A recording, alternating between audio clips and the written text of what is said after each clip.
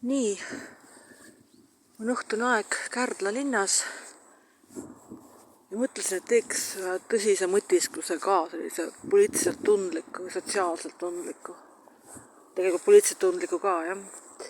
Et räägiks sellest kirikute ja koguduste uuest seadusest. Minu jaoks on asi väga lihtne.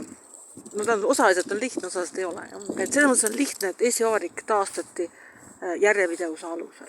See on seda, et 1991. aastal ei loodud uut riiki, taastati Eesti Vabariik. Küsimus on see, kas see tegelikult taastati, see on ise küsimus, jah. Aga ametlikult ikkagi taastati.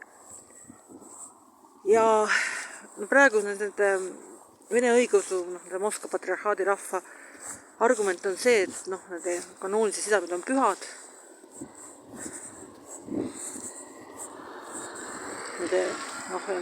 Emakirik on püha, eks ju, ei saa neid veresidemeid lahti lõigata. Ja see argument on täielik jama, sest kahe maailmasõja vahel, eks ju, kaksis veega Eesti Vabariigis oli olukord väga teine ja täpselt sama klooster, eks ju, täpselt samad inimesed, eks ju, olid väga ilusasti Konstantinoopoli alluvuses ja siis ei olnud midagi juttu, et kanoonisidemeid katkestada ei saa.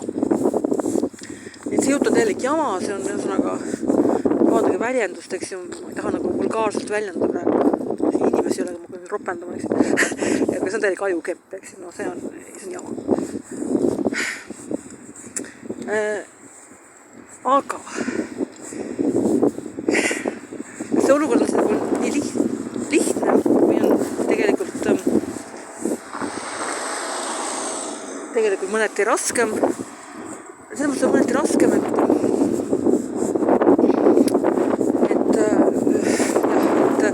see koroonaterror oli, eks ju, ma pean endiselt silmas aparteidi, eks ju, aga see terror algas ka sellega, et Eestis palju tähtsad usutegelased ju reklaamisid eksperimentaalvaktsiine, tegid filme sellest, kuidas neid süstiti, eks ju. Ja see on amoraalne. Ma ütlen kohe vastupidavas ka amoraalne, kui oleks mingi kirikutegelane öelnud, et vaadake, mitte mingil juhul ei tohi ennast süstida, eks ju. Ja neid oli. Mitte Eestis, aga välismaal. Siis on ka amoraalsed. Et see pole nende asi, et meditsiin tegeleb oma elu, eks ju. Minu jaoks on tõesti, selles mõttes, et keegi lasi ennast süstida või keegi lasi ennast süstida, see on tema enda probleem ja keegi ei ole minuga nagu vähem sõber või rohkem sõber mingi vastavalt oma süstimisstaatusele, eks ju, see on absurd, eks ju. Aga fakt on see, et need kirikutegevused käitusid amoraalselt ja see on päris jube. See oli päris jube ja siis samuti ütleme see Konstantinoopoli patriarhaat, et on näiteks Konstantinoopoli patriarh on tegelikult mingi looduskaitse.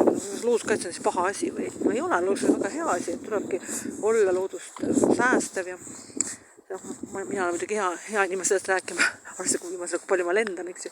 Aga minu elus on aegu, kus ma pole üldse lennanud, et ma ei lennanud üldse ja näiteks sain tuuseldada ühelt, ma ei tea, hullult rohepöörlejalt, kuna mul oli pidevalt kilekott kallad ja siis me tegime ühte testi, kes nagu loodust rohkem austab ja armastab ja tuli välja, et minu kilekott on nohu võrreldes tema üle ookeani lennureisidega.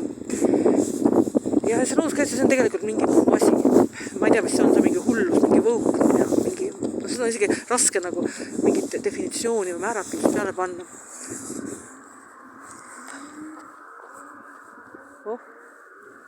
See mingit häält imelik hääl. Okei, ma tegi nagu pulbitses, ma ei tea. Ühesõnaga, et Konstantinoopoli patriarh tegeles sellega, et siin on teatavad nagu ja see oli üks argument, mis oli see, et Moldovas läksid ju kõik sinna Rumeenia õigeusu kiriku alluvusse.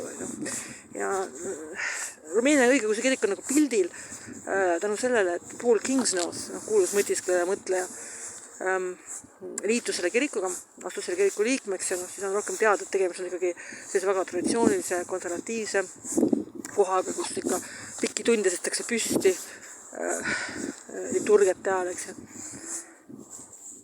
Ja ühesõnaga see kõik taandub sellele, et ühel pool on mingi räige siuke valelik, salalik, suurvene šovinism, mis täiesti valetab, et oma kanoonilised sidemed, see on vale ju, see on ju vale, sest enne teist maailmast oli ju hoopis teine olukord ja siis ei ole mingit juttu mingitest kanoonilistest veresidemetest ja ma ei tea, millest nad räägivad, eks. Et see on täielik, see on see tüüpiline vene salalikkus, valelikkus, juba see, et need nunnad ei oska eesti keelt, eks, ja miks nad ei oska eesti keelt, kui nad Eestis elavad, eks. Et see on mingi vastik suurvene šovinism. Ja teiselt pool on selline võuk, ühesõnaga, selline liigne liberaalsus, jah. Ma ei tea, ühesõnaga, ja siis kuidas sellest nagu mingit sotti saada, mingit tõde leida, ma ei tea, pakkuge neile võimalust liituda Rumeenia kirikuga. Et selles, kui nad on päriselt nagu sellised, väga konservatiivsed ja sellised, siis see peaks neile väga sobima. Ja täpselt väga hea ju. Ja Rumeenia on tegelikult ju Euroopa Liidus ja ühesõnaga heade poolel, nii et see võiks nagu olla mingi lahend, aga ma ei tea, mis see lahend võiks olla, ma ei tea. Ja see on tegelikult selles mõttes väga raske teema, et see on selge, et mingit suurvene šovinismi see lubada nagu ei saa, et see on jälk, see on täiesti vastuvõetamatu, eks ju. Aga siis tekib veel nagu selline teema, et see seadus ise, eks ju, see ju otseselt ei räägi ju sellest kirikust, see räägib ju kõigest, eks ju, kõikidest kirikutest. Et mingil hetkel võib tekkida selline olukord, et seda seadust hakatakse kasutama kellegi teise vastu. Et see oht on kindlasti olemas ja ja see võib olla see, mis siis ütleme, võib olla väga tõsine värk ka. Ja see ei ole nagu lihtne teema, aga on selge, et mis need vene nunnad ja need Moskva patriarhaadi tegelased, nad valetavad. Kanoonilised sidemes nad valetavad, lihtsalt valetavad. Me teame, mis ajalus oli, eks ju. Me kõik eestlased teame, mis oli enne teist maailmasõda. Aga see tõeline põhjus võib olla see, et nad ei taha võib-olla sellesse muutunud Konstantinoopoli patriarhaati kuuluda. Nad ei taha võib-olla sellisesse kohta kuuluda, kus ütleme, tähtis kirikutegelane teeb ennast filmida seda, kuidas süstitakse eksperimentaalvaktsiin. Muuhulgas. Nii et see oli minu puterdus, mõtisklus sellel väga valulikul teemal, väga komplitseeritud teemal, aga ma kõige suuremad arvamusel, et suurvene šovinismi siin Eestis taluda ei tohi, ei saa, et see on liiga õudne,